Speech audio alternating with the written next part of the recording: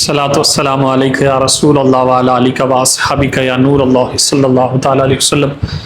ವೀಕ್ಷಕರೇ ಮತ್ತು ಸ್ನೇಹಿತರೆ, ಇದು ಕನ್ನಡ ಭಾಷೆಯಲ್ಲಿ ಇನ್ನೊಂದು ವಿಡಿಯೋ.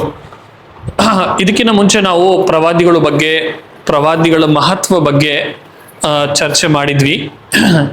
ಇವತ್ತು ನಬಿ ಅಂದರೆ ಏನು, ಮತ್ತೆ ನಬಿಗೆ ಏನಂತ ನಾವು ಕರಿಬೇಕು, ಮತ್ತೆ ರಸೂಲ್ ಅಂದರೆ ಯಾರು, ಅದರ ಬಗ್ಗೆ ಕೆಲವೊಂದು ಮುಖ್ಯ ವಿಷಯಗಳ ಬಗ್ಗೆ ಇವತ್ತು ತಿಳ್ಕೊಳ್ಳೋಕೆ ಪ್ರಯತ್ನ ಮಾಡೋಣ.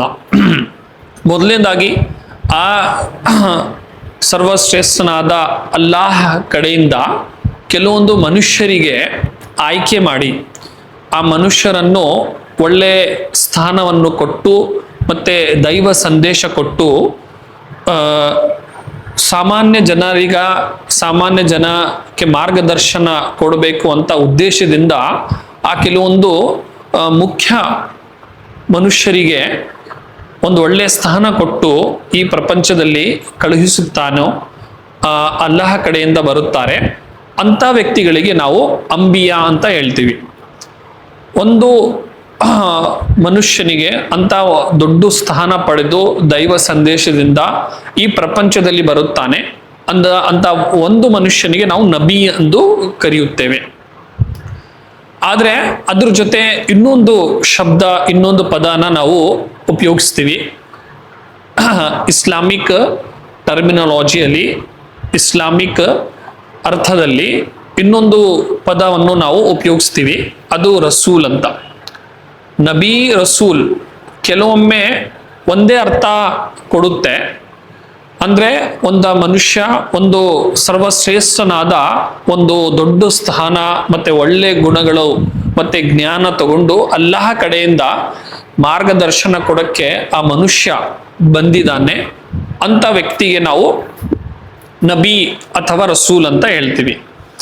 ಒಂದು ಮುಖ್ಯ ವ್ಯತ್ಯಾಸ ರಸೂಲ್ ಮತ್ತೆ ನಬಿ ಮಧ್ಯದಲ್ಲಿ ಒಲಮಾ ಹೇಳ್ತಾರೆ, ಮತ್ತೆ ಇಸ್ಲಾಂ ಧರ್ಮದಲ್ಲಿ ಇದೆ. ಏನು ವ್ಯತ್ಯಾಸ ಅಂತಂದ್ರೆ, ನಬೀನೂ ದೈವ ಸಂದೇಶ ತಗೊಂಡು ಬರ್ತಾರೆ, ಮತ್ತೆ ರಸೂಲು ದೈವ ಸಂದೇಶ ಅಂದ್ರೆ ಅಲ್ಲಾಹ ಕಡೆಯಿಂದ ಒಂದು ಸಂದೇಶ ಮತ್ತೆ ಒಂದು ಮಾರ್ಗದರ್ಶನ ತಗೊಂಡು ಸಾಮಾನ್ಯ ಜನಕ್ಕೆ ಒಳ್ಳೆ ದಾರಿಯನ್ನು ತೋರಿಸುತ್ತಾರೆ. ಆದರೆ ಒಂದು ಮುಖ್ಯ ವ್ಯತ್ಯಾಸ ಏನಂತಂದ್ರೆ, ನಬಿ ಅವರು ಹೊಸ ಶರೀಯತ್, ಹೊಸ ಪುಸ್ತಕ ಮತ್ತೆ ಹೊಸ ಸಿದ್ಧಾಂತಗಳು ತರಲ್ಲ.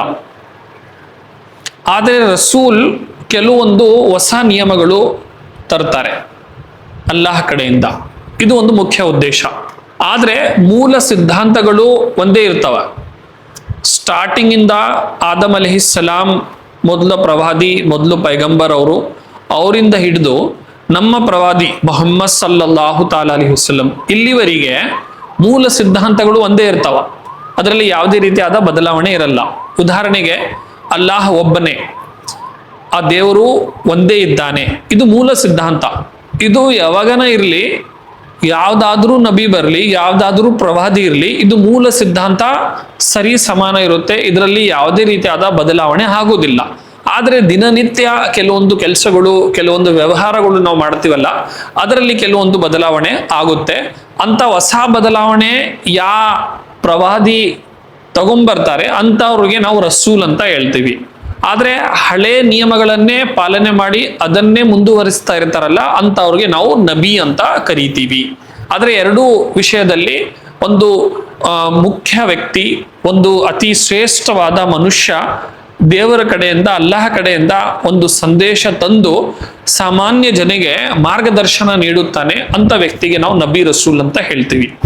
ಈಗ ಉದಾಹರಣೆಗೆ, ಮೊದಲು ಆದಮ್ ಅಲೈಹಿಸ್ಸಲಾಂ ಸಮಯದಲ್ಲಿ ಸ್ವಂತ ಅಣ್ಣ ತಂಗಿ ಮಧ್ಯದಲ್ಲಿ ಮದುವೆ ಆಗಬಹುದಿತ್ತು. ಇದು ಆ ಸಮಯದಲ್ಲಿ ಒಂದು ನಿಯಮ ಇತ್ತು. ಆದರೆ ಬರ್ತಾ ಬರ್ತಾ ಬೇರೆ ಪ್ರವಾದಿ ಸಮಯದಲ್ಲಿ ಮತ್ತೆ ಈಗ ಪ್ರವಾದಿ ಮುಹಮ್ಮದ್ ಸಲ್ಲಲ್ಲಾಹು ತಆಲಾ ಅಲೈಹಿ ವಸಲ್ಲಂ ಅವ್ರ ಕಾಲದಲ್ಲಿ, ಅವ್ರ ಸಮಯದಲ್ಲಿ ಸ್ವಂತ ಅಣ್ಣ ತಂಗಿ ಜೊತೆ ಮದುವೆ ಆಗೋದು ತಪ್ಪು, ಅದು ಒಂದು ಅಪರಾಧ, ಅದು ನಿಷೇಧಿಸಲಾಗಿದೆ ಅಂತ ಹೇಳ್ತೀವಿ. ಅಂದ್ರೆ ಈ ಕೆಲವೊಂದು ದಿನನಿತ್ಯ ವ್ಯವಹಾರಗಳು, ನಿಯಮಗಳು ಬದಲಾವಣೆ ಆಗ್ತಾ ಇರುತ್ತೆ. ಆದ್ರೆ ಮೂಲ ಸಿದ್ಧಾಂತ ಪ್ರತಿಯೊಂದು ನಬಿ ಸಮಯದಲ್ಲಿ, ಪ್ರತಿಯೊಂದು ನಬಿ, ಪ್ರವಾದಿ, ರಸೂಲ್ ಏನ್ ತರ್ತಾರೆ ಅದು ಸರಿ ಸಮಾನ ಇರುತ್ತೆ. ಅದರಲ್ಲಿ ಯಾವುದೇ ರೀತಿಯಾದ ಬದಲಾವಣೆ ಇರಲ್ಲ. ಇನ್ನೊಂದು ವಿಷಯ ಇದರಲ್ಲಿ, ವಹಿ ಅಂತ ಹೇಳ್ತೀವಿ ನಾವು. ವಹಿ ಅಂತಂದ್ರೆ ಅಲ್ಲಾಹ ಕಡೆಯಿಂದ ಒಂದು ದೈವ ಸಂದೇಶ, ಅಲ್ಲಾಹ ಕಡೆಯಿಂದ ಒಂದು ಮಾರ್ಗದರ್ಶನ, ಅಲ್ಲಾಹ ಕಡೆಯಿಂದ ಏನು ಮಾತು ನಿಯಮಗಳು ಇರುತ್ತೆ ಅದು ಒಂದು ನಬಿಗೆ ಅಲ್ಲಾಹನು ಕೊಡುತ್ತಾನೆ. ಅದು ಕೆಲವೊಮ್ಮೆ ಹೃದಯದಲ್ಲಿ ಮನಸ್ಸಲ್ಲಿ ಕೆಲವೊಂದು ವಿಷಯಗಳು, ಕೆಲವೊಂದು ವಿಷಯಗಳಲ್ಲಿ ಡೈರೆಕ್ಟ್ ಆಗಿ ದೇವದೂತಗಳಿಂದ, ಫರಿಷ್ಠೆ ಅಂತ ಹೇಳ್ತೀವಿ ನಾವು, ಅವರ ಕಡೆಯಿಂದ ಕೆಲವೊಮ್ಮೆ ಕನಸಲ್ಲಿ ಕೆಲವೊಂದು ವಿಷಯಗಳನ್ನು ಪ್ರವಾದಿಗಳಿಗೆ ಹೇಳುತ್ತಾರೆ. ಅದಕ್ಕೆ ನಾವು ವಹಿ ಅಂತ ಹೇಳ್ತೀವಿ.